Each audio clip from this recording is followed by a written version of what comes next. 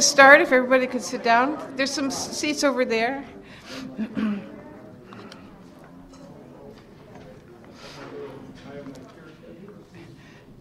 And there's some seats, some seats over there. And for speakers, we have some reserved seats in the front for people who are going to speak.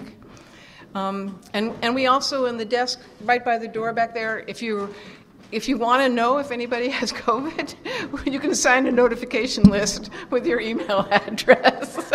We'll let you know. Okay.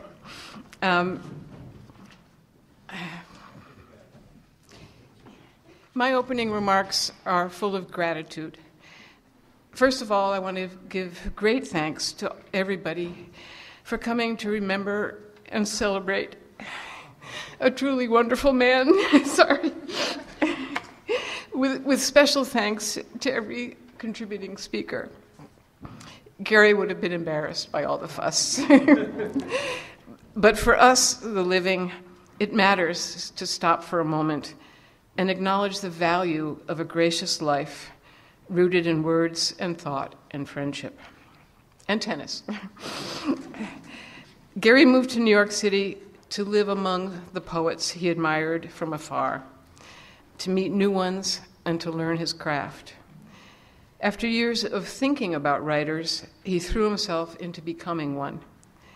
Among friends such as you, after thousands of hours in this very room, he grew into what he wanted to be,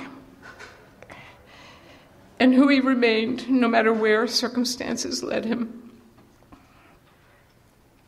We met answering telephones in the registration office of the new school. He was a guy sitting next to me in blue jeans and cowboy boots who, in between phone calls, was reading A Shropshire Lad by the English poet A.E. Housman. We gradually started talking. His dry wit and quietly broad intelligence were such a delight, even in, or maybe especially in, that basement office where we met. We couldn't meet up after work because Gary went to a second job at night, filling in as Allen Ginsberg's secretary while Bob Rosenthal was away on vacation. So in a very old-fashioned way, we became acquainted while taking walks. Ours went around the West Village during lunch hour. The conversations continued for 42 years. Our first real date was a 25-cent round-trip ticket on the round trip on the Staten Island ferry to hear a poetry reading, my first in New York City, organized by Michael Skolnick at the beautiful Soldiers and Sailors Home. Thank all of you for kindly welcoming me to the hundreds of readings and events that followed that one, but much closer to home. And warmest thanks to so many of you who sat for me while I was trying to figure out how to paint heads, and for coming to my art shows. Thank you, Steve Levine, for giving us a wedding party after we eloped to Maine, and to Rackstraw Downes for an unexpected moonlight walk that weekend in Maine. And thank you, Vicki Hudspeth and Elizabeth Fox, for the baby shower before Katie was born. Huge thanks to the wonderful editors at Hanging Loose Press. Also to Sub Press, United Artists, and the University of Michigan Press for publishing Gary's work. And very recently to Katie Lenhart and longtime friend Greg Masters, without whose help this event could never have happened. Thanks also to the poet Cleopatra Mathis for support throughout and for coming all the way down from Vermont to be here today, closing across time this circle of Gary's friends and colleagues. Reading James Baldwin recently, I was struck by his comment that unless a writer is extremely old when he died, his death must always seem untimely. This is because a real writer is always shifting and changing and searching. From his earliest days on the Lower East Side to working on a book review in Vermont on the last morning of his life, Gary was always changing and searching in his work. But his foundations were set here in New York, and his heart returned with every letter, every book he pulled from the shelves or got in the mail, every reading he could attend or listen to. You were always alive in his mind and dear to his heart. A quick note on the program. and thanks to Katie, who did a wonderful job. She made the whole thing, and she did a great job. It includes 2 acrostic poems where the first letter of each line spells a name. In the one by Bob Rosenthal, the first letters of each line spell Gary's name. And in The Great Awakening by Gary, they spell Katie's first 2 names. And when Gary mentioned in that poem what was routine for the stork that bit her, he was talking about a red mark that newborns often have on their neck, but which quickly fades away. The nurses call it a stork bite. I picked a couple poems I thought I could read without crying. So here goes. Platonic Paddle. A student asks, "What do you really think of Plato, Gare? Am I right that it's all a crock?" The Zen experience, says Philip Whalen, cannot be explained. You have to be there. You have to practice it. Or, as Zora Neale Hurston put it, you got to go there to know there, which is every parent's nightmare. Our daughter has had it with canoes. She wants a motorboat, so no one will have to paddle. Is that a portent of trouble or precocious misplaced compassion? I will never know, trapped as I am in my dreams of a week on the river or a meeting that will change life forever.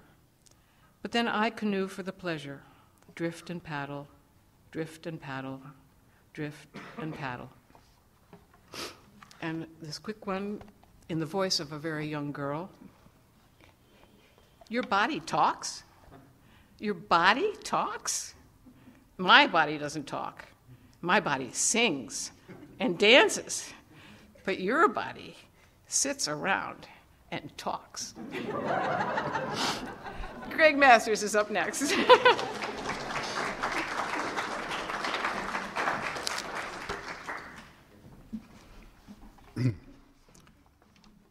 This cumbrous world of wheels. How's my partner? As I wait for the big C to win its bout with chemotherapy, I reflect often and with affection on our miles of white line, regretting that you quit the road, for we worked well in tandem, whether it was toting pool tables or dousing them with brew. And though we didn't make a fortune, we treated our vices all right, thanks to our sidelines in whites, handguns, and hot bikes. I miss, too, those palavers where we shared dreams, phobias, and pharmaceutically intimate anecdotes, almost as much as I miss double-clutching the big two-hearted prostitutes of Dallas. In these final days, I miss most the happy delusion that someday I will do it all again. But I don't write, my man, to replay golden oldies. When you refused to fight in Vietnam, you never heard about it from me, no more than did Freddie when he was cashiered because they suspected he fragged his sergeant. A man does what he has got to do. But I would like to discuss your higher loyalties. Something within you is awry, and was long before you left home. When I used to elaborate on how I did it to my sister-in-law, or used a familiar ethnic derogation for guys I ran with, and you went off to the high country, I suspected you were delicate, but wrote it off to college. But before I kick off this shit heap, I'd like to set you straight on what a disappointment you have been to this yodeling trucker. It was always hard to figure what was lurking inside you, but I suspect it ain't much that can't be seen right off. You were dealt a sweet hand and picked up your chips. You had advantages, pal, yet you never gave anybody any trouble. You write poems nobody learns by heart and sit on your hillbilly ass reading books about the proletarianization of the intellectual. What about the diminished pickings of the working stiff? I squander precious ticks to scrawl this missive because you should be made aware that the lyric owes its existence to special privilege. When I check out, I want you to think of me in my jar and say, I owe it to that disturbed son of a bitch.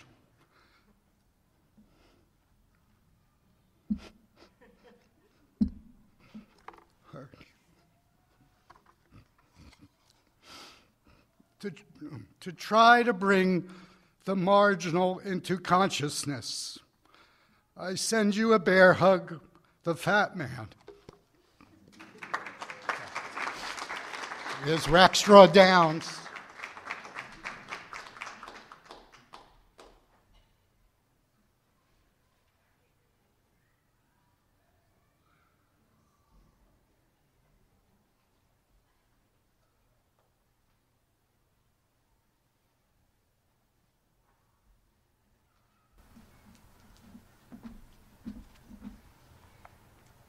Here is a poem by Gary.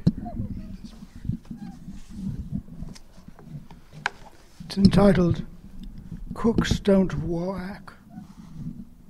They climb on stools and apprentice themselves to someone with a knack for making comestibles from turnips. They braid their hair in imitation and voice opinions they haven't years or logic to form. Ask questions about always and the boy bus he at the cap who wouldn't grow up. A strategy that seems not impossible, though foreign.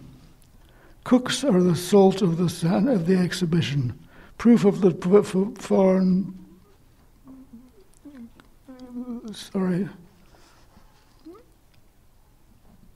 Proof of the. He grew up a strategy that seems not impossible, though foreign. Cooks are the salt of the civilization. Press of the family pudding.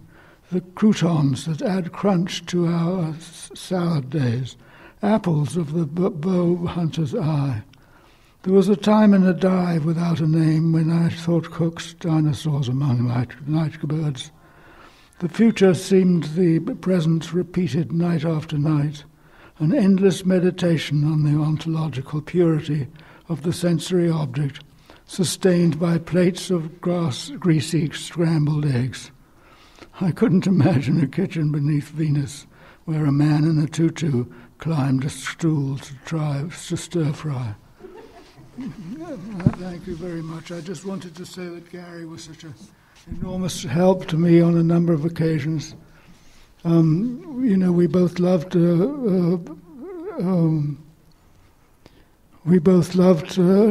extreme things. He loved, things from the 15th century, and I loved the same thing that seemed to match from the 19th century, and somehow they went together. I don't know how. And it was all kinds of music that we liked when you can't see anymore. It always worried me what I would do if I couldn't see. Well, I could hear. You could hear and you could get a long way that way.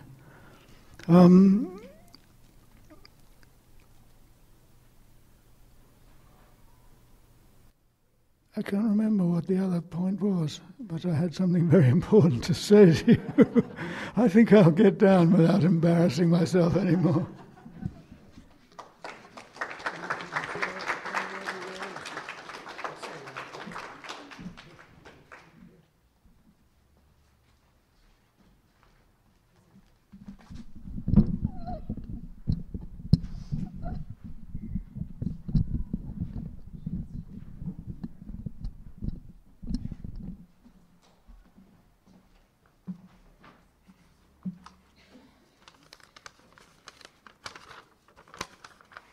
Hello.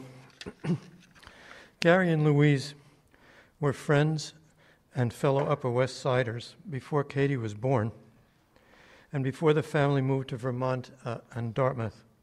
I think Katie, I'm almost certain, inherited our daughter's toy stove. They were also delivered by the same obstetrician. Although I can't remember when or whose idea it was.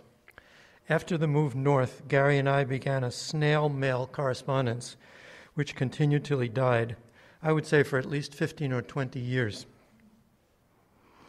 He may have done that with somebody else. I never did, just with Gary. Gary was a wonderful, elegant letter writer, prose writer in general, as well as a fine poet. And I always felt challenged to live up to his standard.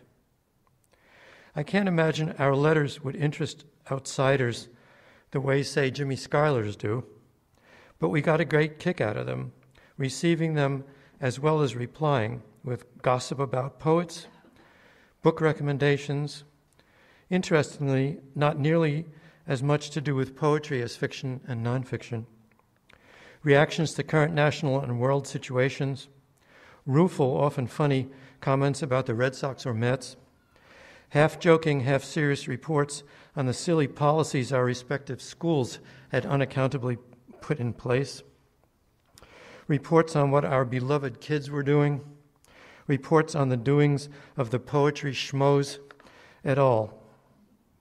Some years ago, I included a big bunch of Gary's letters in my Beinecke archive. There are a lot more by now. Gary and I were friends at a distance. I didn't know him nearly as well as, say, Greg did, but I found him, this is a cliche, but I really mean it, a special person, modest, unassuming, reserved, if not shy, but very smart, perceptive, and knowledgeable, with a great sense of humor and a love for his wife, daughter, and friends palpable to all who knew him. In the mid-'70s, or possibly a bit later, when we were both still going to almost every Wednesday night project reading, we used to get a ride home fairly often from the writer-translator Murat Nemet Najat, who was a good friend of Gary's, and whom I knew too, especially through the summer poets' parties at his house in Bronxville. Since he lived far from the church, Murat drove in for readings, and he got in the habit of dropping us off on his way home. It's hard for me to remember when I've had so much fun on a regular basis. Gary and Murat, too, I'm pretty sure. Of course, we trashed, in a nice way, of course, as much as praised what we had just seen. But mostly it was letting off all sorts of poetic and other steam and laughing our heads off, with quiet, reserved Gary laughing as uproariously as we did. I think I looked forward to our rides as much as the readings. Gary, as most of you know, edited and co-edited a couple of very good poetry magazines. The one he did on his own, Transfer, meant a lot to me. Among other things, there were a lot actually, in one issue he published the second set of my baseball lineup poems, which weren't especially well known at the time.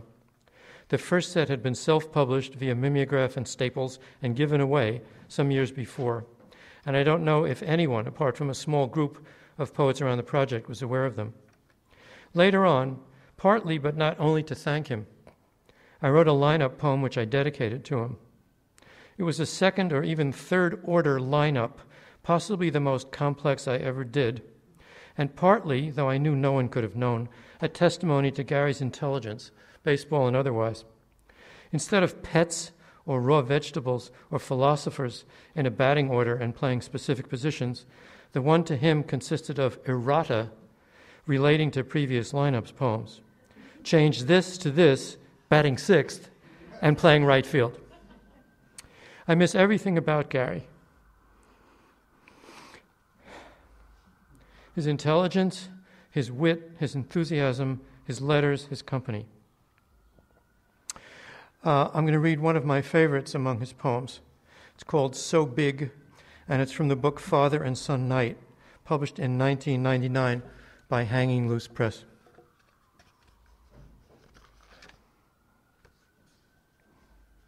So big. Red-winged blackbird in the backyard, hawk on the box, batting fourth. What do barbecuers have in common besides hating the Yanks? It's April. The grass at last begins to green. Trees bud, but don't leaf. Deer nibble daffodils down to stubs. How quickly winter swallows spring. 6 months is a long time. The most lasting lesson I learned in grad school a quarter century back. I was stuck on Mary with the fulsome lips. For what? 3 weeks? She was, as Jessica would say, larger than life, i.e., she slept with boys and girls.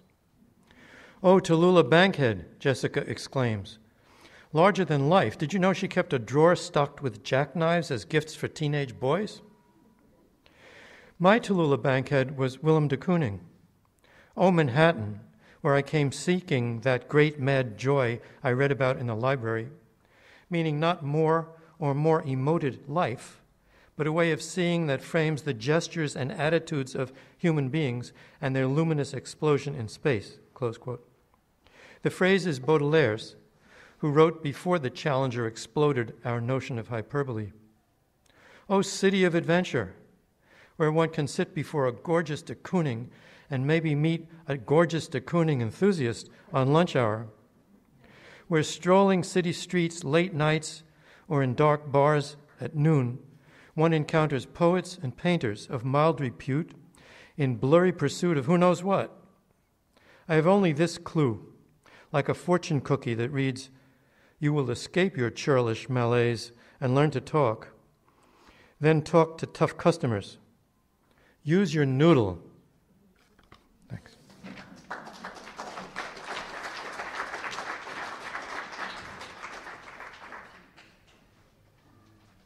Oh, I'm sorry. That's okay.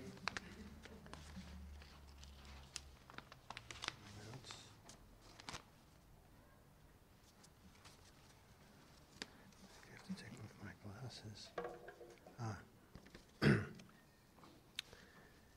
Gary once told me when he first came to New York, he was in debt and that he drove a cab 7 nights a week till he paid off his debt. That impressed me, such responsibility. I had driven cab too. We used to swap cab driving stories. He said there were guys who drove at the same garage where he worked who seemed not to have an apartment and who slept in their cabs at Kennedy Airport and used those bathrooms to shave and wash up there, then drove 16 hours a day on speed. The garage didn't care if the driver destroyed himself. Gary said, just throw him away and get someone else. One of his early New York City jobs started around 4 a.m., delivering newspapers from the back of a truck with poet Ted Greenwald. I asked Gary if he liked the job. And Gary said, yeah, how could you not like a job driving around the city 8 hours with Ted Greenwald? I always appreciated Gary's integrity and professionalism.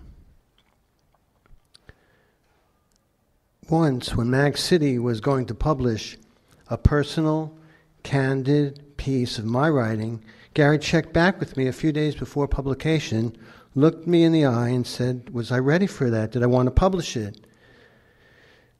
Gary's first concern really was he was watching my back, so I'm sure Gary treated everyone in that professional, caring way, and everyone trusted him as much as I did. When Gary moved to the Upper West Side with Louise, to live with Louise in late 1979, I think, he gave me his apartment at 437 East 12th Street on the 3rd floor.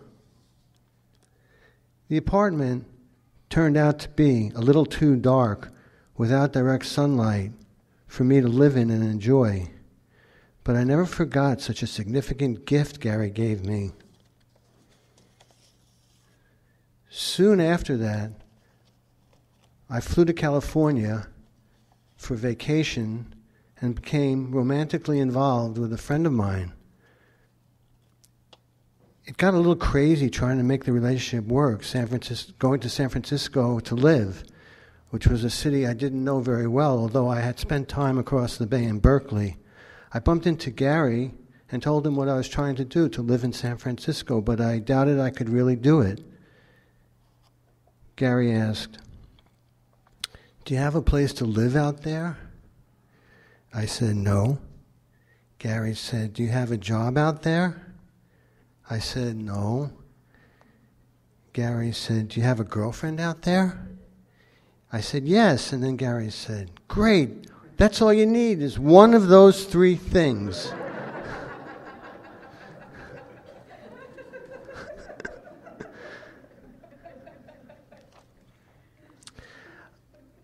I went back and forth to San Francisco several times until I couldn't do it anymore. I just had to make a decision where I wanted to put down roots. Then one night, I had a dream. I was resting on a grassy hillside without a blanket. 30 feet away, I saw Gary sitting on a blanket on the same grassy hillside, along with a few other poets. They seemed to be having a nice time. Gary saw me, smiled at me, and waved his arm, motioning for me to come and sit down next to him, and I did. The next day I woke up and I said, "That's my decision right there." And I decided to stay in New York, and I was glad I did.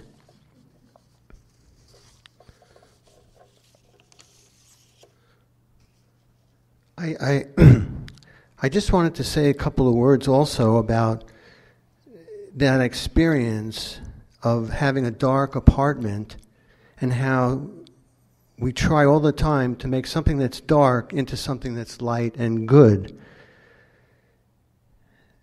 When I was in the apartment and I was getting depressed, I thought the way to overcome it might be to meditate, do a sitting meditation, because it would be mind over matter. And I was attracted to the lotus position, like a samurai. I thought it would be stoic. It wasn't really for spiritual reasons. But a friend of mine recommended I go meditate at the Zen community of New York, where the teacher Bernie Glassman was. And I liked it so much that I stayed 5 years. Every weekend I meditated there. And Bernie had taught us when something comes up, when you're meditating, it could be very deep, so you should look at it and see that's your real self coming up. And after 5 years, I started to really feel my roots, and I started to want to go back to the religion of my birth, which was Judaism. And so I went from the Zen community of New York, and I went back to the synagogue. So I want to just make this quote. It's a quote from Jack Kerouac's Scripture of the Golden Eternity. While looking for the light, you may suddenly be devoured by the darkness and find the true light. Gary also had spent many years in the darkness in that apartment, and the light Gary found was for sure Louise.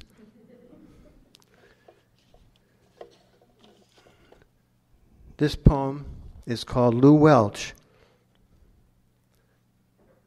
I'm the 60s all over, rolling off campus like a Chinese scroll, precise, crag and tree, sloppy around the pharmacy.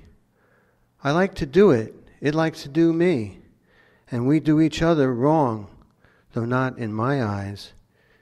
In my eyes, you can do no wrong.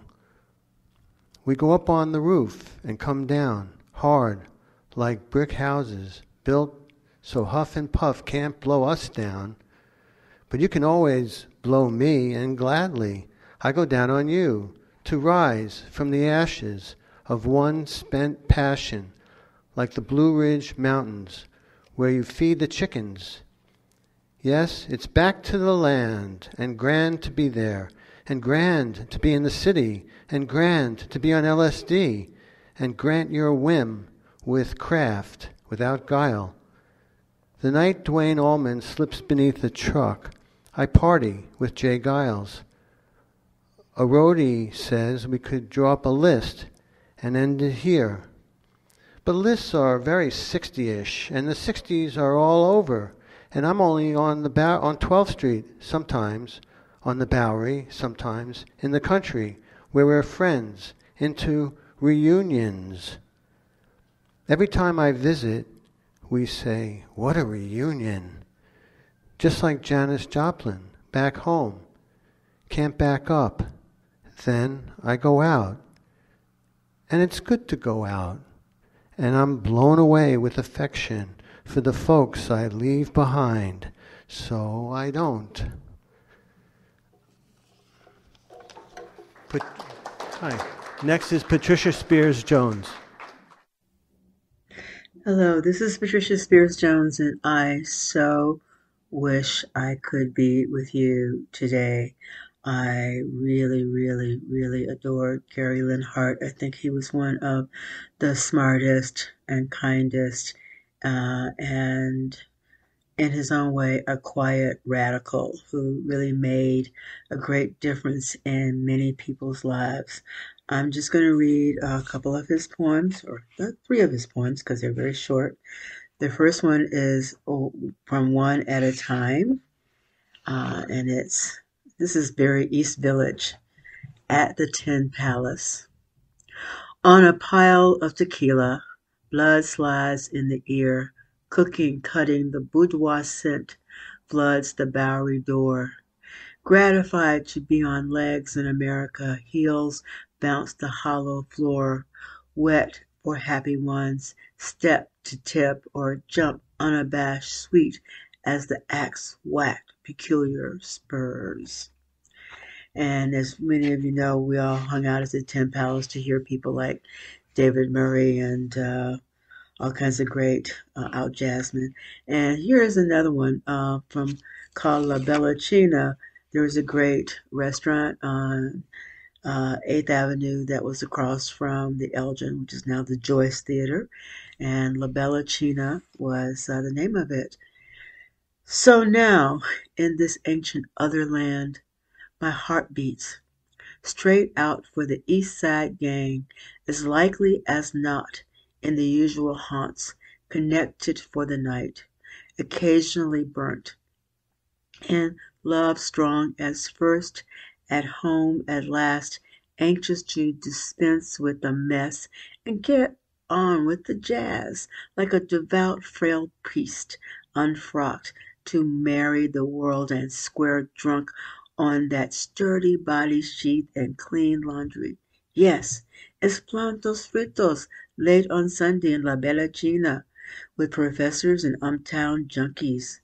I cast to your bar shore as if beside you every day, wailing in my pondered way, a private citizen, given to display an order rooted truly in friends, ardent and generous, study beauty. Oh, I love that poem. And I really miss La Bellacina. And then finally, from his most recent book, and I am so grateful to Vincent Katz and the good people at DIA for bringing Gary into town to read from his then new book. And I'm so grateful that I made it to that reading, because that's the last time I saw him alive. Footprint on your heart. Someone will walk into your life, leave a footprint on your heart.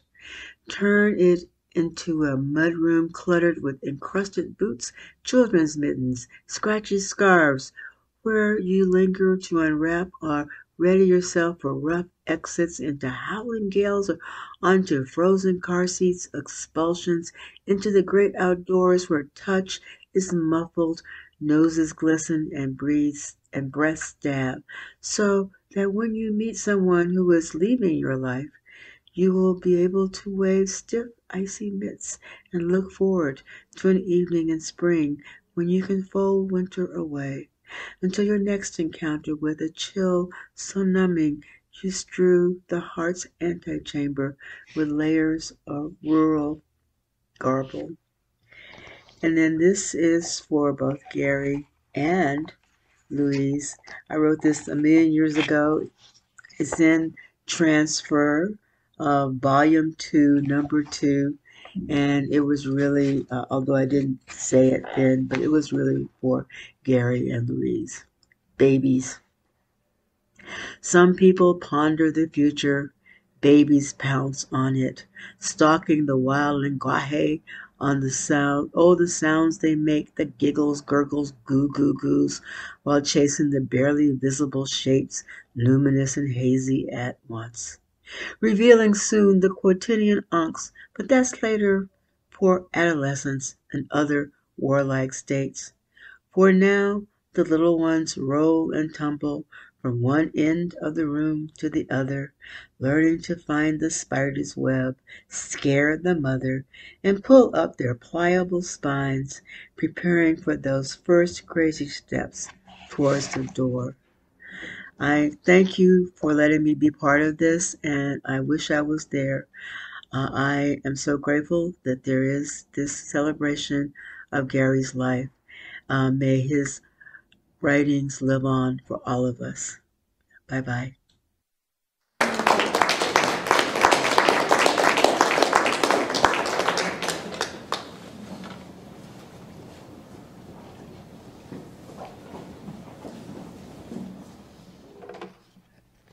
I have had this reminiscence many times. Gary was a neighbor. I lived at 437 East 12th. I'd been there for a longer time. I was aware, everybody was aware, that there was something going on with Gary and Louise. And what year would it have been? Maybe 79. And it was this time of year, the light, everything is exactly the same. And I come walking down after my day as a delivering pot dealer. I was feeling good. And from a distance, the entry to the building had a flat piece of slate, and one side of it, only one side of it, had a poured concrete wall, about so high. And I'm walking down the street, I look ahead, and I can see, leaning against the wall, Gary and Louise making out. I got closer, and in order to get to the door, I excused myself, and I said, I guess it's Don't Feel Sorry for Lenhart Day.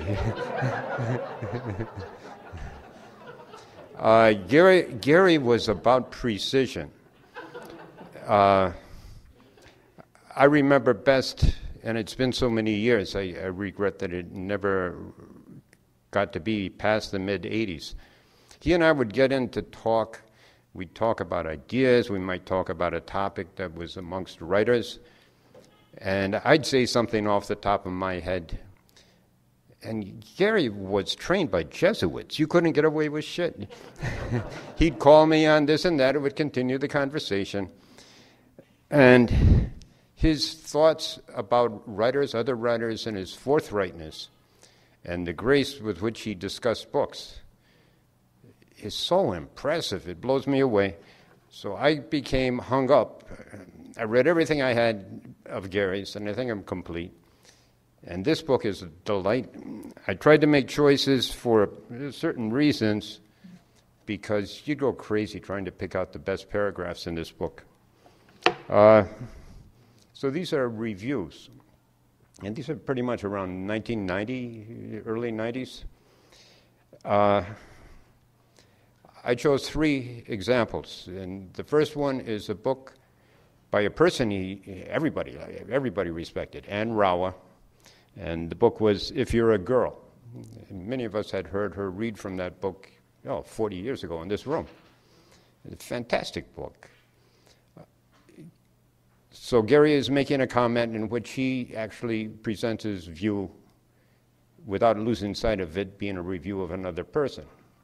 The second example will be of an estimable writer, Leslie Scalapino, with whom he has great admiration, for whom he has great admiration, but he's not going to let her off. He's going to make a point about a certain side of her writing. And the third one is where one of the pillars of all poetry back in the day, he directs an explicit criticism over a job of editing by that person. So first, I'm going to read this one paragraph from the review of If You're a Girl. I hope I'm not saying more about myself than the book when I fondly describe Rauer's sensibility as beat. I don't mean that this book is in any way nostalgic, picturesque, or provincial. I'm referring to a sensibility like Whitman's and Celine's, one that embraces a language enriched by all social strata and that aspires to approximate the aesthetic pleasures of music without sacrificing the semantic content of words or experience. Say that better. This is from a review of That They Were at the Beach by Leslie Scalapino. Words share this fate, reduced to interchangeable characters in the narrative game. Luscious words like nubile and creamed are repeated in so many different contexts, modifying so many disparate nouns, that they become thin and familiar groups of letters. Instead of epiphanies, we are given glimmers that promise only surface. Right. This is a review of New American Poetry, the first example being in 1988. It was overall edited by David Lehman, and the first guest editor was John Ashbery, who had written an introduction to the collection. This is Gary being quite forthright. It's more than a bit misleading for John Ashbery to claim that I like things that seem to me good of their kind and don't especially care what the kind is. This is the stance of the connoisseur, claiming to make judgments on differences of degree only and not of kind. To claim, however, that nothing is omitted by its nature but only for the quality of the performance misrepresents the limits of the editor's acquaintance and evades the crucial task of articulating the links between his selections. It not only exaggerates the range of the anthology, but insults those whose aims differ by questioning their performance instead of their ends. Well,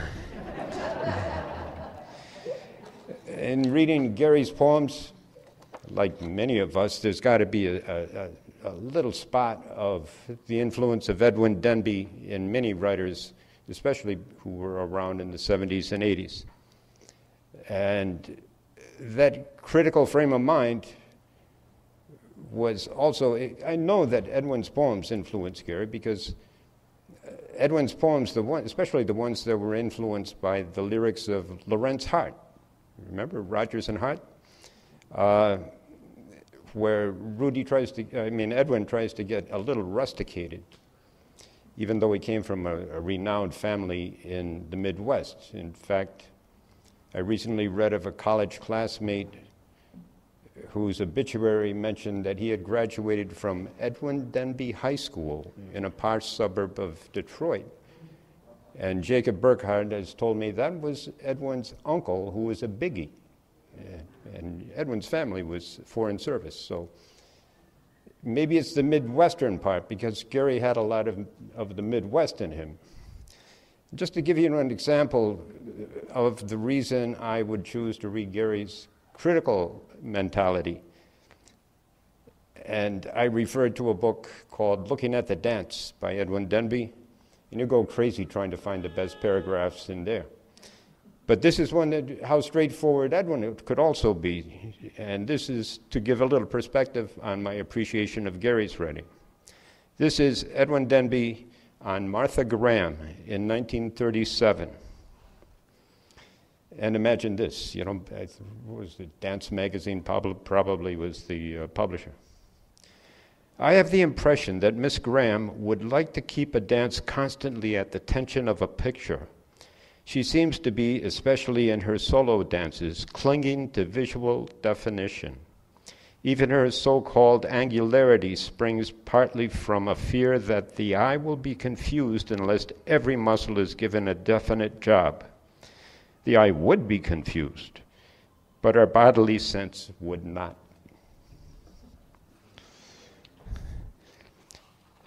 And I will get it to you. I have a photograph that Greg found for me of you and Gary on one side of a table at Lise Makita, and Judy and myself on the other side.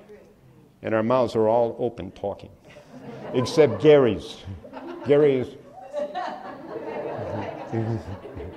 Next is Steve Levine.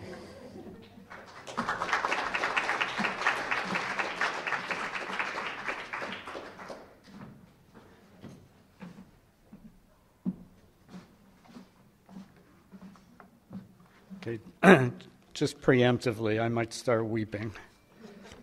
I hope it's endearing. Not horrifying. Well, this is a beautiful event. So thanks, Louise, Katie, and Greg. It's a privilege to celebrate Gary, whose memory is strong among all of us. And it's daunting to know what to say in just a few quickly passing minutes. I mean, how is it possible to sum up my thoughts and feelings for someone who is so important to me? So over the past few weeks, as I've pounded the mean streets of Park Slope, beware the roving gangs of doctors and lawyers, I was searching for a deal on an avocado, As I've steered my bike in circle and after circle around Prospect Park, and as I've enjoyed a less big city-centric existence in Nyack, where I've been spending a fair amount of time, I've been trying to piece together what I thought I could tell you about Gary as I knew him. I thought I could tell you about his equanimity, his lightness of heart and easy way with people, about his humility and aversion to pretension, his warmth and youthful, vital demeanor, and his deep knowledge of and love for poetry. And I thought I could tell you about his abiding devotion to Louise and Katie and to his friends. It occurred to me that I could tell you how, if you happen to find yourself in a big old boat of an Oldsmobile, cruising through nowhere, Colorado, and an out of this blue hailstorm puts you in a rushing stream where the dusty road had been just seconds before, you'd want Gary at the wheel to navigate you through the storm. I could tell you how, if you wanted a partner who could masterfully curate and run a 2-year reading series at the year in, someone who could also gracefully manage an insistent and somewhat aberrant fellow poet every now and then, that partner would be Gary. I could relate how, if you were with Gary when he walked through the door of Rosemary's on First Avenue, you would come to know that the woman working the counter was certain she was about to serve a slice to Barry Gibb of the Bee Gees. I met Gary's parents just once, but I thought it would be meaningful to mention his lively mother, who did up her upstate home in chinoiserie, replete with more than a few red plastic Buddhas, and his truck-driving stepfather, who, it seemed to me, was a lovely, self-effacing man. And something that just occurred to me as I sat here, I thought I could tell you how the frontispiece of me sitting at my desk in my last book, so many years ago, is actually not me, it's Gary. Until this time, only Louise, Gary, and I have known this. Big secret, and there's a story there. I thought I could tell you these things and more. Obviously, the conceit is that now I have. But what I really...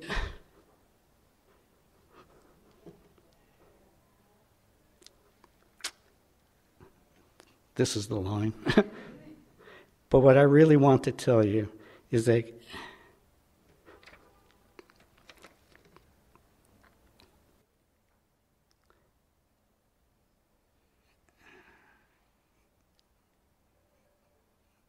Gary was my buddy, and I miss him. So I'm going to finish by reading a poem of Gary's. It's a masterpiece of observation, of capturing a moment in motion. Around the world. It came from pizzeria, carrying one slice with pepperoni, onions, peppers, and anchovies. Halted 4 flights above Vicanida jewelry, spun dizzyingly about its axis like an acrobat on a trapeze, until it blurred into a volleyball hanging prior to a spike.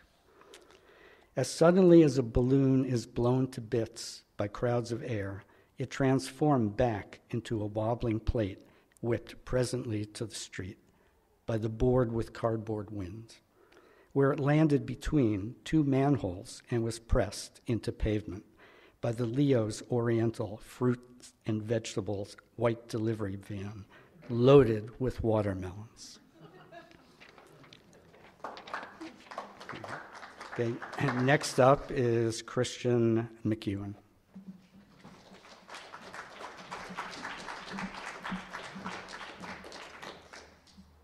Obviously not Christian per se, but reading Christian's remarks because she can't be here. So it's called Remembering Gary. Gary and I emailed back and forth the week before he died, and he spoke blithely of being able, maybe, to meet up that coming fall. I don't know if he really believed that it might be possible, but the thought of maybe being able to meet was one of the hovering consolations in that first hard COVID year, and indeed, many times in the last couple decades, even if it didn't happen very often. Just picturing his face would make me smile. I knew him best in the late 80s and early 90s when I worked in the office of Teachers and Writers. Both Felice and I would try to angle our chairs so as to be closer to Gary. It was as if he were wrapped in a kind of private sanity that moved out into the room, soothing us all and making us kinder and more centered. Later, I would accompany him on his long drives north. He would drop me in Greenfield, Massachusetts, and go on himself to Vermont, talking for 2, 3, 4 hours at a stretch about poetry and life and family and politics. Some of those drives were pretty hairy, fierce wind, wild snowstorms, but I don't think we ever stopped talking. What a marvelous man he was. How impossible it seems to even use the past tense. He was so modest, so gentle, in some ways so self-effacing, and yet with a depth of almost radiant decency that I think was clear to everyone he encountered. Please know how much he was loved and always will be. In reading over some of Gary's poems, I found this, and these are lines from Obituary, from Father and Son Night. He lived far longer than he expected. Every dawn seemed a gift. He doted on his daughter to the point of dottiness. His wife he deemed the most congenial of partners. He didn't so much believe in grace as owe to it the strength to breathe. Thanks.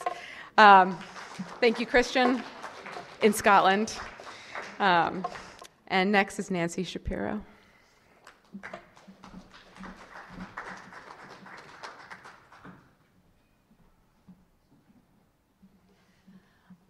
I think I've heard in everybody's words tonight that when we all heard about Gary's surprising, untimely death, we immediately felt that a unique and irreplaceable man had left us.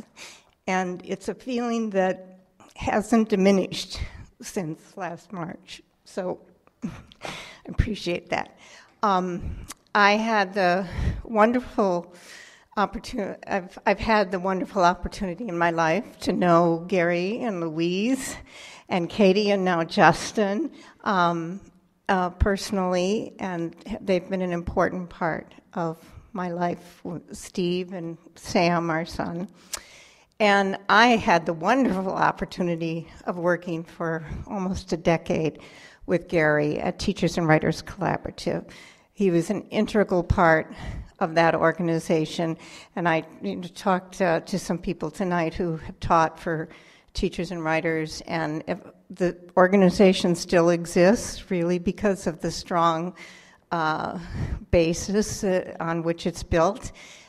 Gary was the person who wrote grants. I'm not going to read from any of the grants. I'm just going to tell you one story, one line from one grant, which is that we had a funder who came out of the construction world and really did not understand what teachers and writers did. And he was very frustrated trying to figure out what we did because he was giving us quite a bit of money. And Gary, he said to Gary, just tell me in one sentence what you do, okay?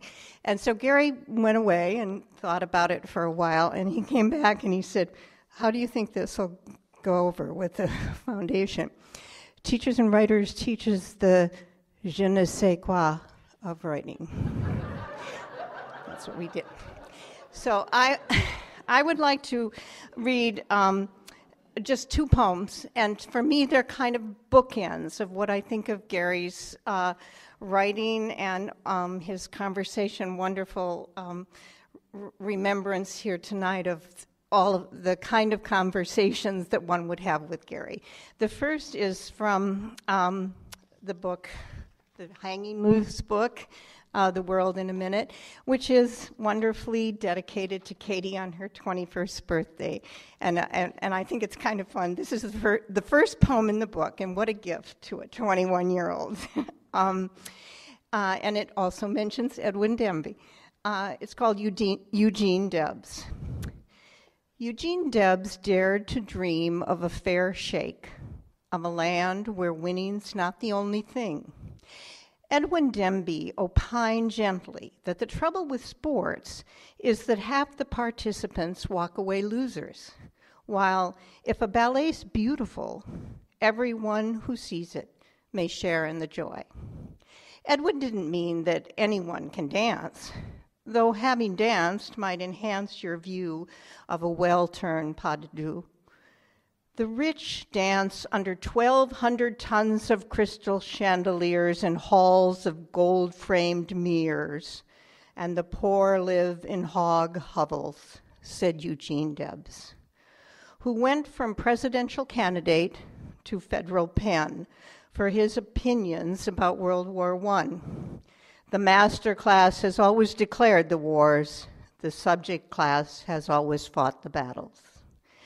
The idealist Woodrow Wilson refused to pardon him, determined that the outspoken war resistor rot in prison.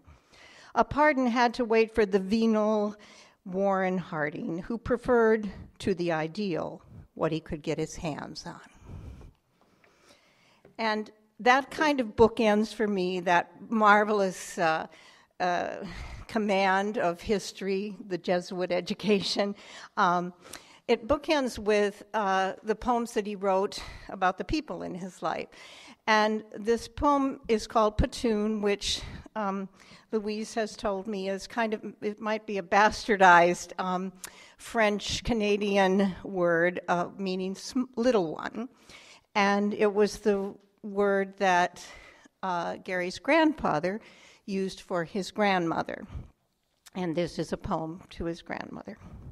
Platoon. I'll miss the raw old flirt. Bellicose, crabby, obsessed with money, she'd starved, and sex, starved too.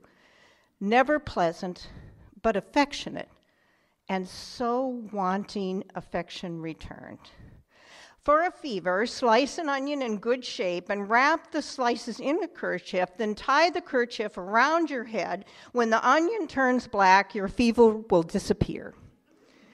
She had a niece who had a water baby from swimming in a lake where a man masturbated.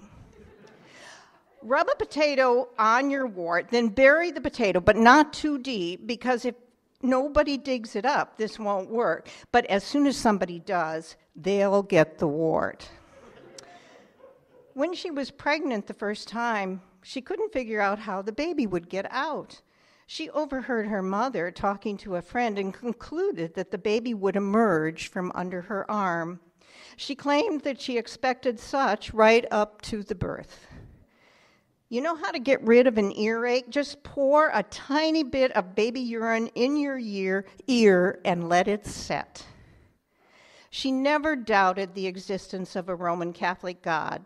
Sundays, she watched Mass on television, having been denied communion for 30 years because after her 9th child, it was the middle of the Depression, and she was not yet 30 herself, she told her husband he would use a rubber or take his business elsewhere. What a cook.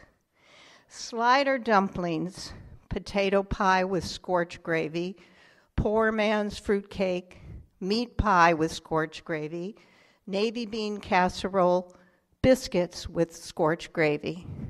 With only the memory of a heart and a lung, she smoked since she was 9, she wouldn't quit going, baking up a storm, miss a good time.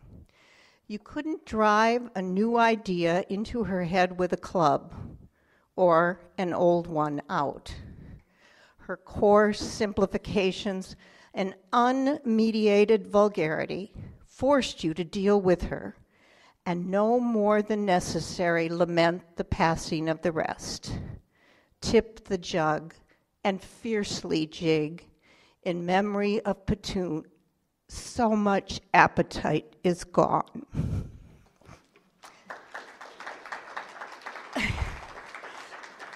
I would just like to say, next up is Vincent Katz, who's written a beautiful essay in a catalog of Louise's work. And Louise has a show up at the Hood Museum on the Dartmouth campus. And if you're going to Vermont this summer, it closes in September. But if you're going to Vermont this summer, please stop there. It's a beautiful show. And thank you, Vincent, for your essay.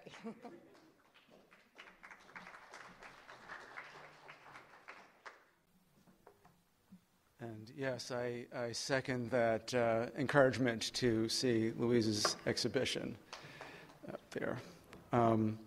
As Patricia mentioned, I invited Gary to read in a series I was organizing, and in preparing for that reading and the introduction I gave, I reread all his poems, or his published poems. And one thing that really came through to me, and the poem we just heard by Nancy and some of the others, was his commitment, but also his ability to write about family. You know, I think a lot of people try to do that, but he had this way of contextualizing it. So he wrote about the family that he grew up in, and then what I like to think of as like his found family here in New York, and his immediate family that he had and that lived in Vermont. And then something happened, which happens sometimes, I think. Some poets may have had a similar experience, which is that Kenneth Koch said something like this: sometimes when you're reading something, it makes you want to write. And so I wrote a poem that I ended up dedicating to Gary. It was about my grandparents, so it was kind of like a totally different experience, but it was just that experience of reading his poems about family that made me even think about, I don't think I would have written that poem otherwise, is how I'd like to put that. And in the last couple of years of Gary's life, we were corresponding a bit, and I'd just like to say that I always felt very happy and excited to receive his emails because they were so engaged and on a number of topics and enthusiastic, and also I know what John is saying about he wouldn't let you off the hook, but at the same time they felt very accessible, like we were maybe playing tennis together or something. Like there was no real competition or anything like that. It was just very warm and open, but at the same time very precise, as people have mentioned. And one of the poets we corresponded about was William Wordsworth, whose name you don't hear mentioned in these circles too often. And I'll get back to that in a second. I'm going to read 2 poems from Gary's book, Light Heart, published by Hanging Loose Press in 1991.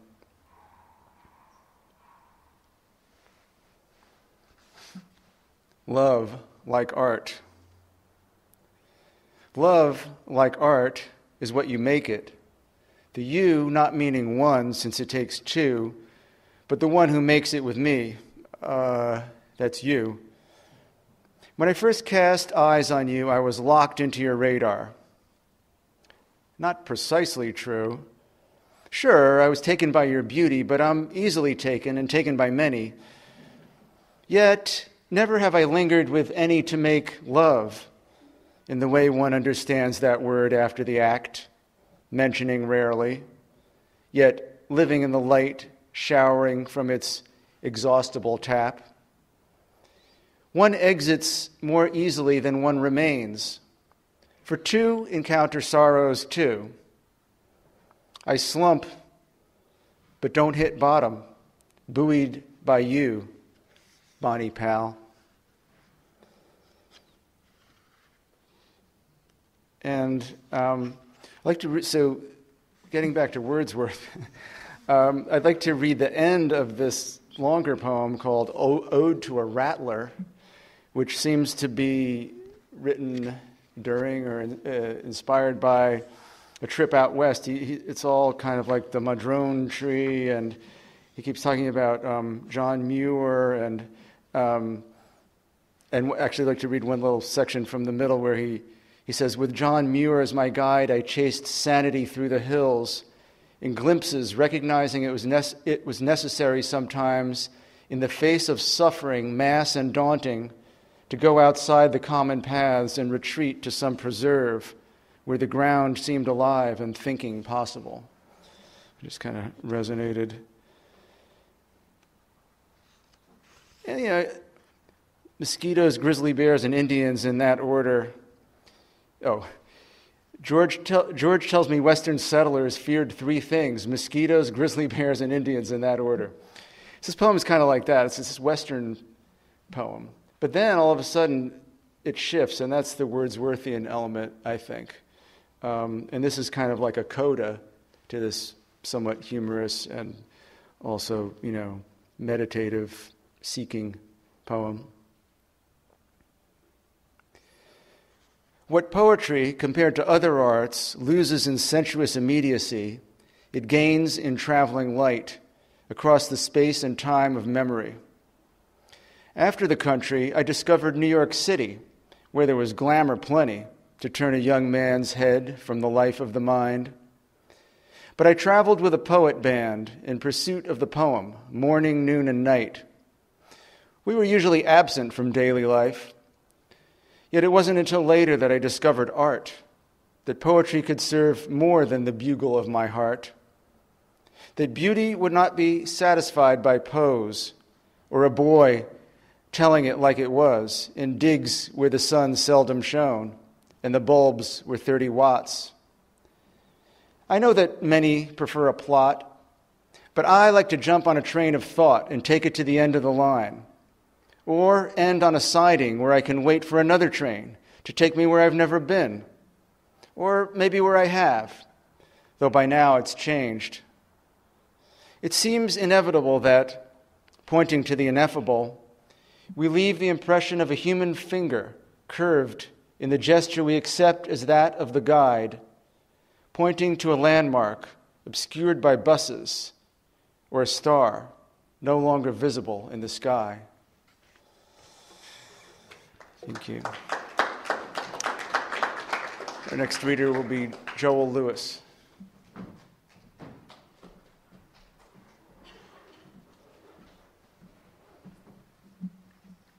The theme coming up with Gary about his self-effacement, I was sitting there, I remembered Gary telling me that he had been to Woodstock.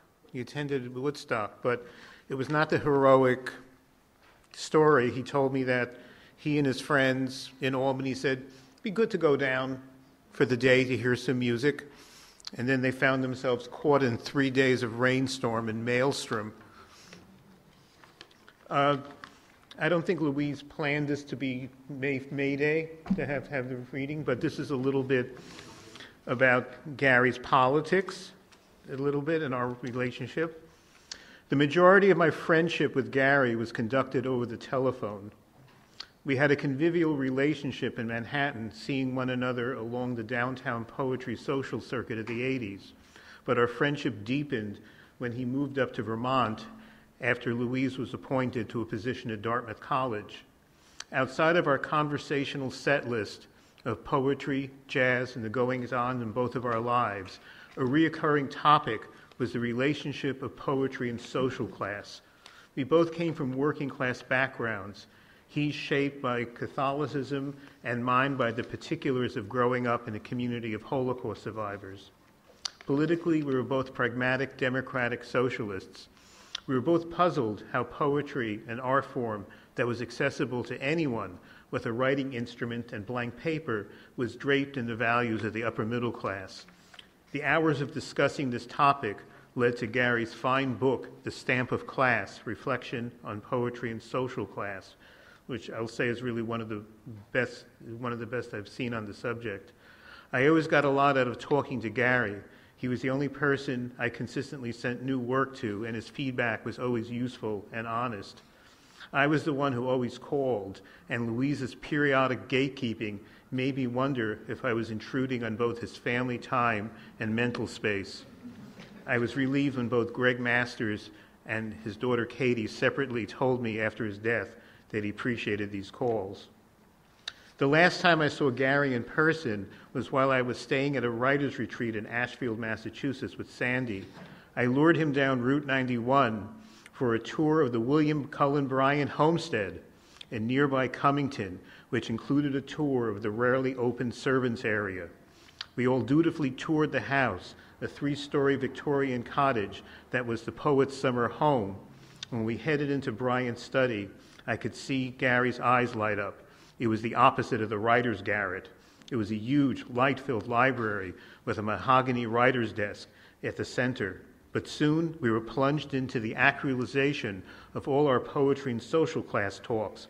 We were escorted into the servants' area of the house, complete with the crammed bedrooms and creaky, narrow staircases.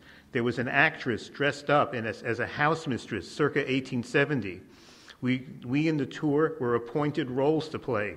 Gary was made a blacksmith, Sandy was a seamstress, and I was made an Irish farmhand.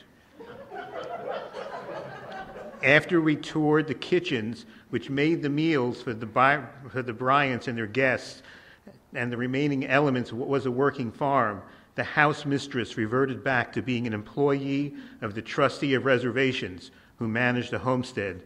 The woman handed me a clipboard with a document attached. Please fill out a survey of your visit. Loath to do it, and still in the 19th century farmer frame of mind, I replied, I'm sorry, ma'am, I can't. I'm illiterate. Gary, who had worked as a fundraiser for teachers and writers, and whom I considered a poetry older brother, chided me. Stop giving the woman a hard time. This is how they get money from funders. So I grabbed the clipped survey and marked highly satisfied on all the 1 to 10 scales.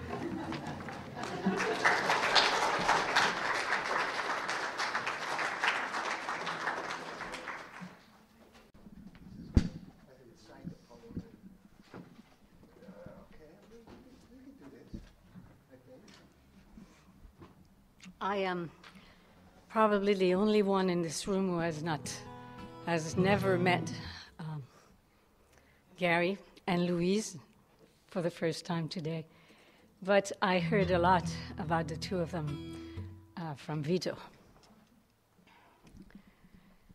Here is a song that they both wrote together, and Vito always mentioned that this was like their punk song.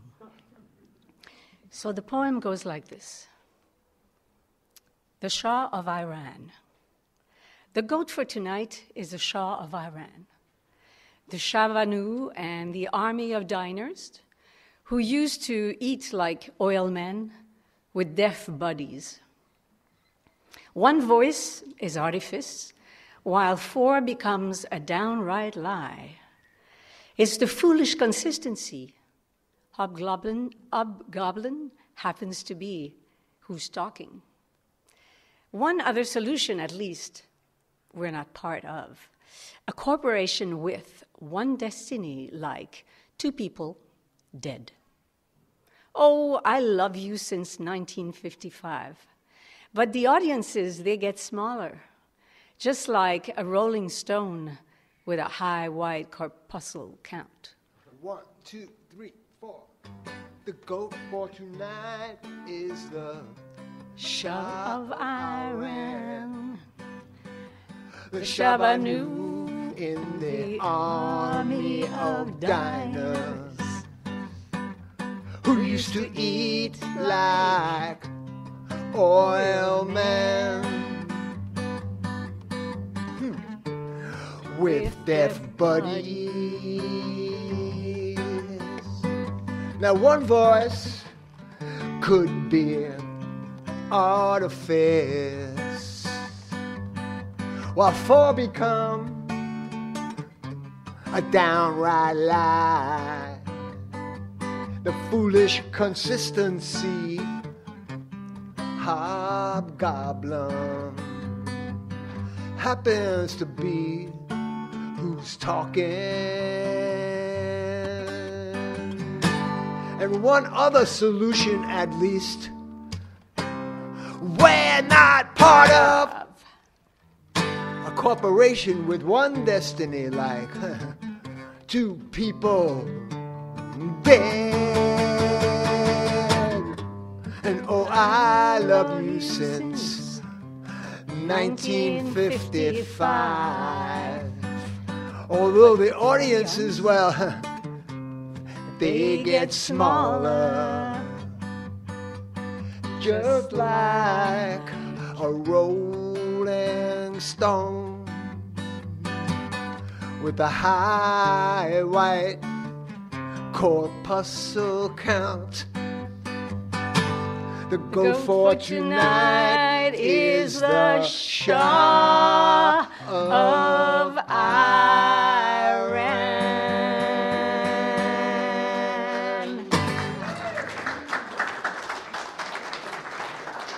One more.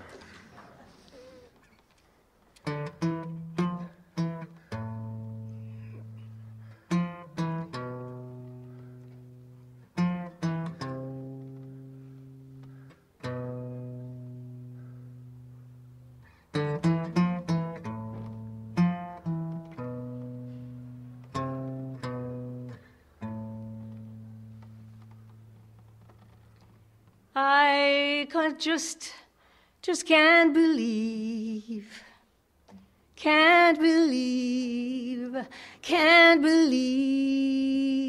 it. I just can't believe.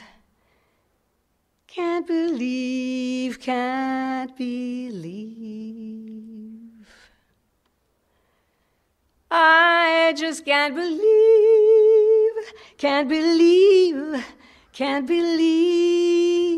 it.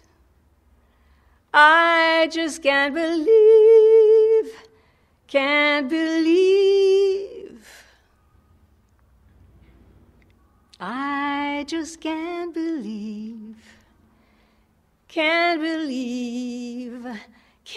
believe it. I just can't believe that you're gone.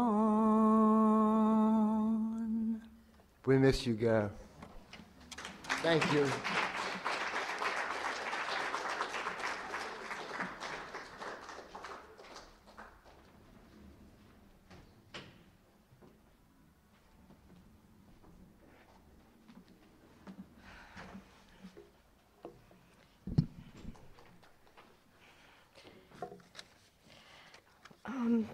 Bob Rosenthal picked this poem for me, Cinderella, to read.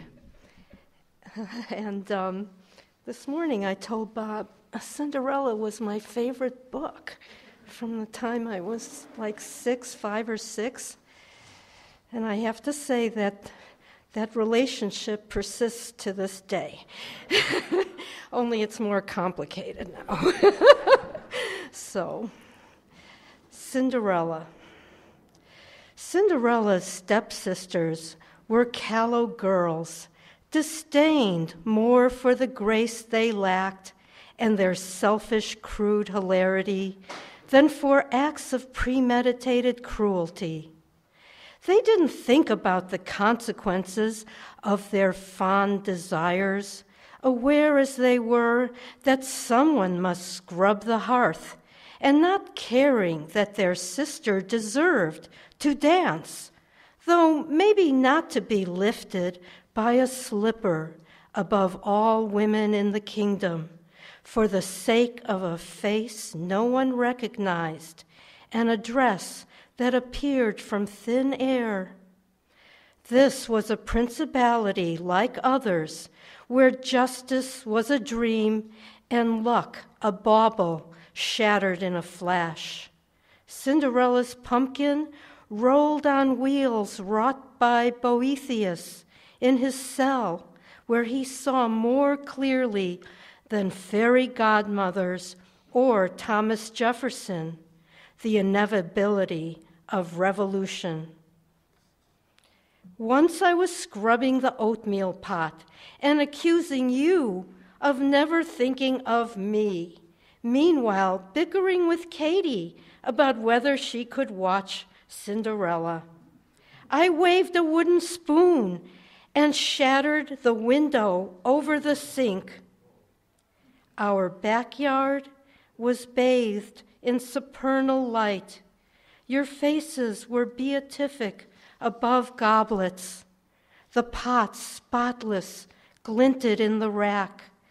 I felt no more the press of time or mob, but like Bonaventura, climbed the mind's road by reading in the sensible world signs of a bliss we are invited to share in a radically democratic vision of delight which scullions may miss. Princesses have other business.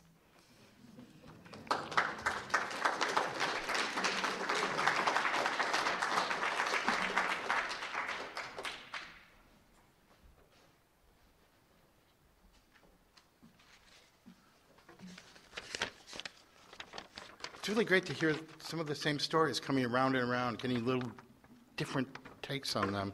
So excuse me if I don't have anything right, but it's my right. Working with Gary.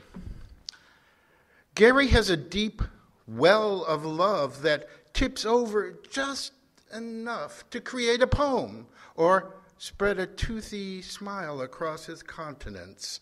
Gary's friendship is unspoken and natural as a summer breeze. When Shelley and I moved from 12th Street to 11th Street, we asked a dozen friends to help carry our furnishings. But one dresser is very heavy. I scan my friends' faces, wondering who will step up and help me carry it. Gary's eyes meet mine, and no words are said as we carry the load together. Gary, Greg Masters, and Michael Skolnick all live on at 4370 East 12th Street. The building is referred to as the boys' dorm. Eleanor explains to me that women will not date these boys. They don't want to be gossiped about in the hallways. When Gary moves out, I'm skeptical that a change of address can change one's love life. Gary proves me wrong as soon as he meets his beloved Louise.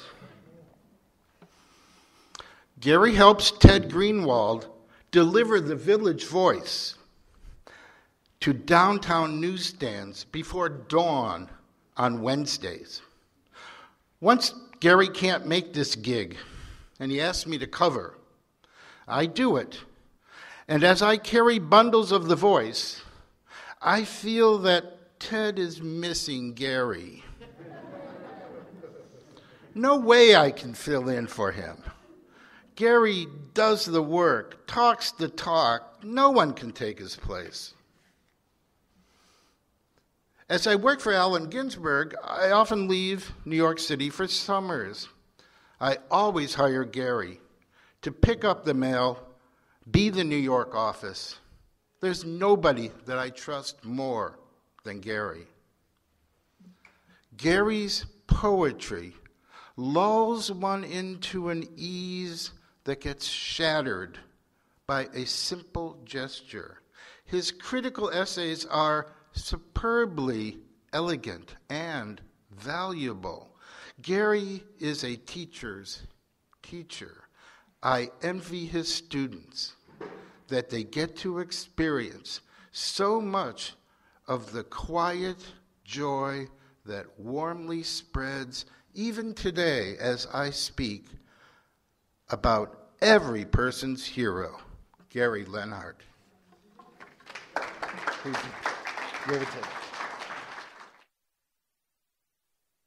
Hi, my name is Ron Padgett, and I want to say a few things about Gary Lenhart as a poet and as a person. First, something about his poems. When I first met Gary about 1978 at the Poetry Project, I noticed his poems were full of life and spunkiness, and they were very much the poems of a younger poet. With a lot of promise. And fortunately, that promise was ultimately fulfilled many times over by the poems he wrote after he met the love of his life, Louise Hamlin. And the poems took on a kind of a quietness and a domesticity that were unusual, actually. They were honest. They were very trim and well-made, and colloquially, they were very graceful without trying to show off or impress the reader. They certainly never tried to manipulate the feelings of the reader, and they were free of sentimentality, although they were full of feeling. They were very open, and they were sincere, and maybe even better, they were authentic. Ultimately, reading them, one felt that one was in the presence of a completely trustworthy poet. Now, I think this is all he did was very, very hard to do because it's so modest and understated, and and in its own way, it's actually quite radical. This quietly domestic poetry that he wrote. It may sound odd to call it radical, but it was. But it takes a very special person to write those kinds of poems, and that's why they're so rare. Now, about Gary as a person, I met him in, I think, 78, and in 79 I was directing the Poetry Project, and I got some money from the government and the CETA Writers Program, employment program. I got to hire Gary to help in the Poetry Project office, and I found him to be very reliable and conscientious. He was self-motivated, extremely capable, and he took up no space, emotional space in the office. I really liked having him around and working with him. And over the years, from his being just an employee of mine for a year or so, we became colleagues, poet colleagues, and from that we became actually very good friends. And I have an abiding respect for Gary's intelligence. He was a very smart guy, and he was very widely read and very knowledgeable about all kinds of things. But I really had a lot of respect for his character and his spirit. He was it may sound corny, but he was a devoted son. He was really, so devoted to his mother, and he was a devoted husband and a loving father. Gary had also a sympathy for oppressed people. I think coming out of the working class had disposed him in that direction, but in general, he had great consideration for anybody, other people.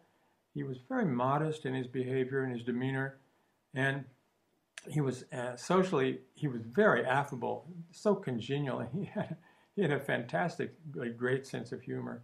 And, you get down to it, he had great, what you call, probity. He was just an utterly decent person. And I think he was the sort of salt of the earth kind of guy that only the working class can produce. And I don't know how many of them the working class does produce, but he was a stunning example. My only regret when I think of Gary is that I never told him straight out how much I admired him and how much I found his presence in my life to be a real consolation and an inspiration. And the proof of my feeling is that now that he's gone, he's still with me. Someone to try to live up to.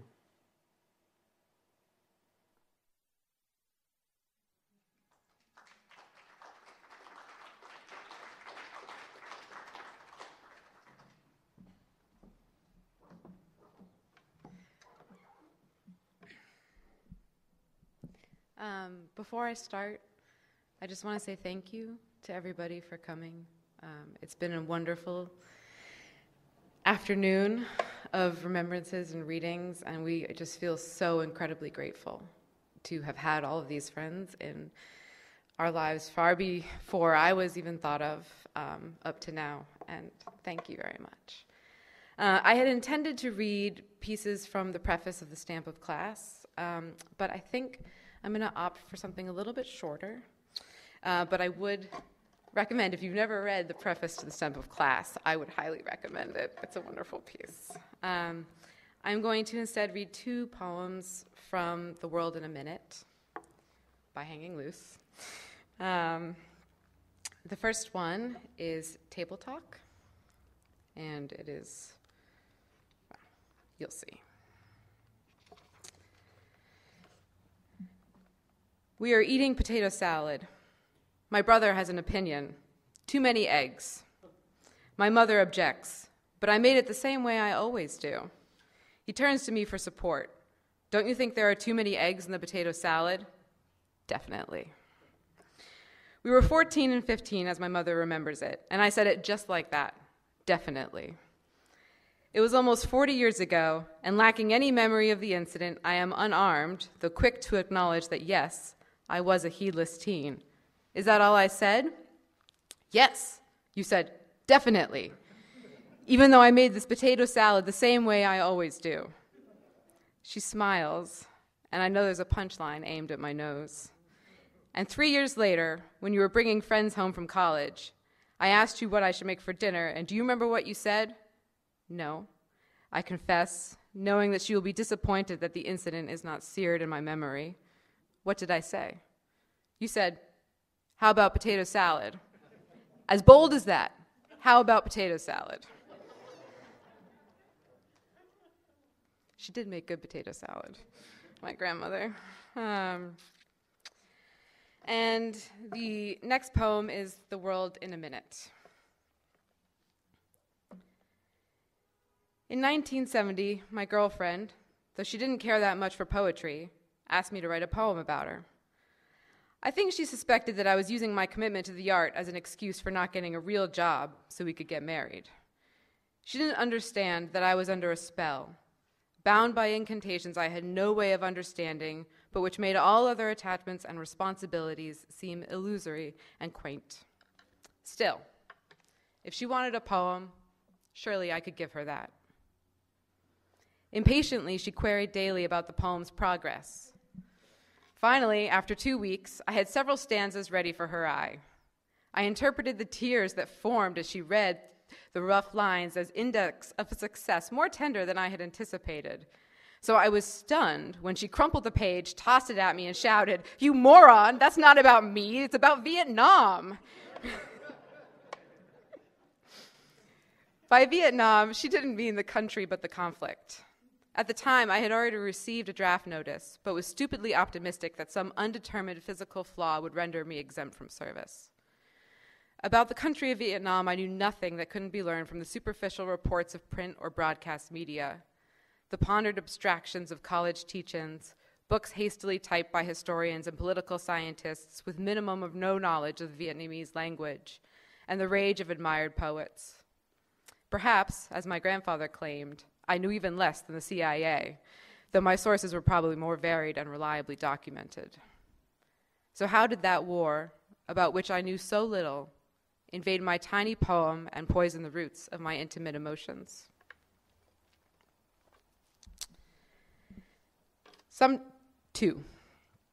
Sometime during Bill Clinton's second term, I learned never to mention the president to one of the friends I saw weekly. But as impeachment proceedings dominated the news, it became increasingly difficult to find any topic of discussion that didn't lead back to the president's moral frailty.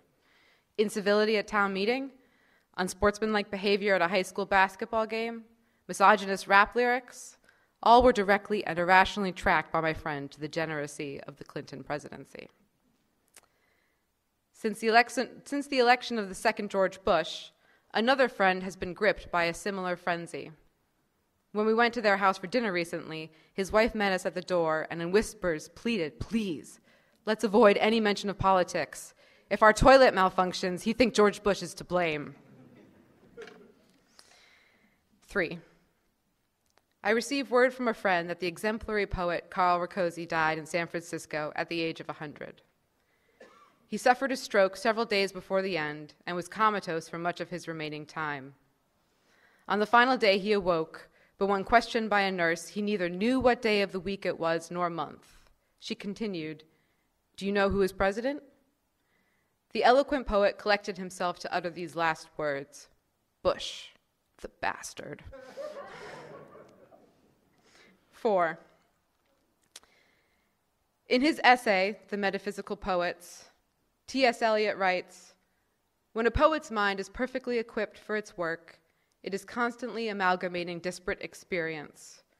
The ordinary man's experience is chaotic, irregular, fragmentary. The latter falls in love or reads Spinoza, and these two experiences have nothing to do with each other, or with the noise of the typewriter or the smell of cooking." 5. When Eliot lectured at the University of Virginia in 1933, in a state where racial segregation was the law of the land, he began by congratulating Virginia on its homogeneous population. Comparing Southern society favorably to New England's, he gushed, "You are farther away from New York. You have been less industrialized and less invaded by foreign races," and expanded on the theme by remarking that reasons of race and religion combined to make any large number of free-thinking Jews undesirable.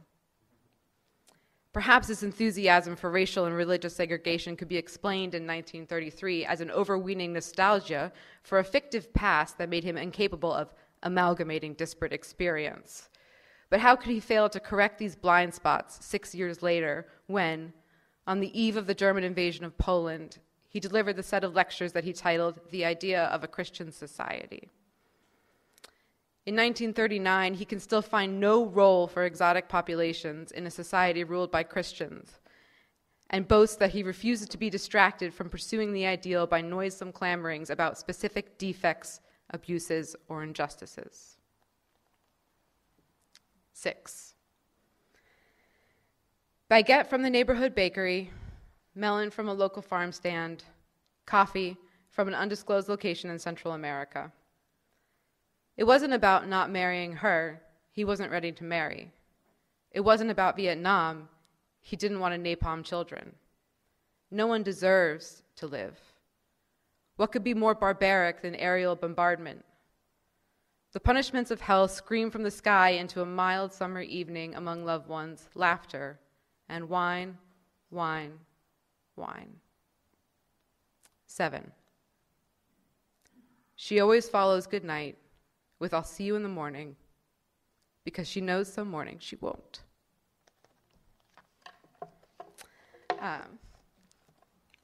Thanks. Yeah, thanks.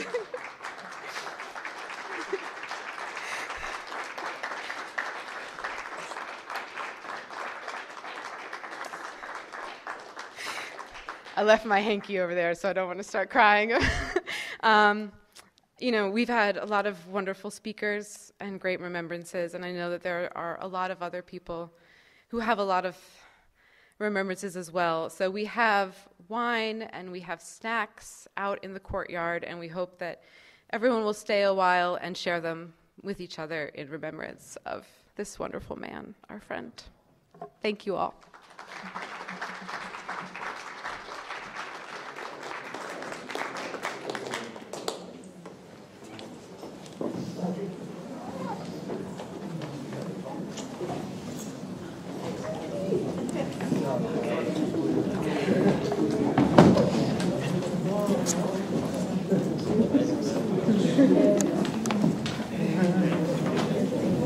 I have an extra hanky if you want one.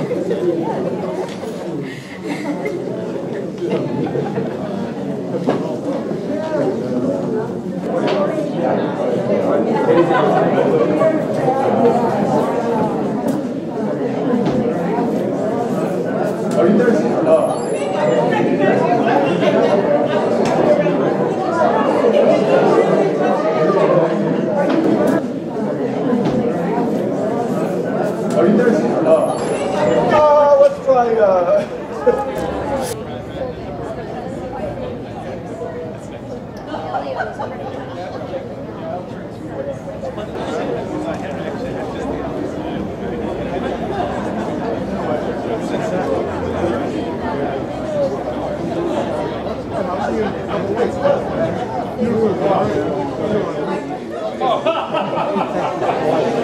What time do you need it? I remember I did want you to all the kids.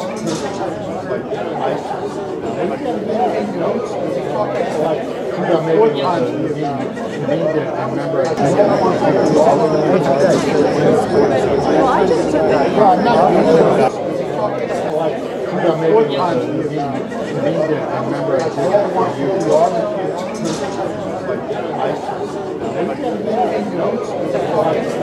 What time do you need it? I remember I did want you to all the kids. What time do you need it? I remember I did want you to all the kids.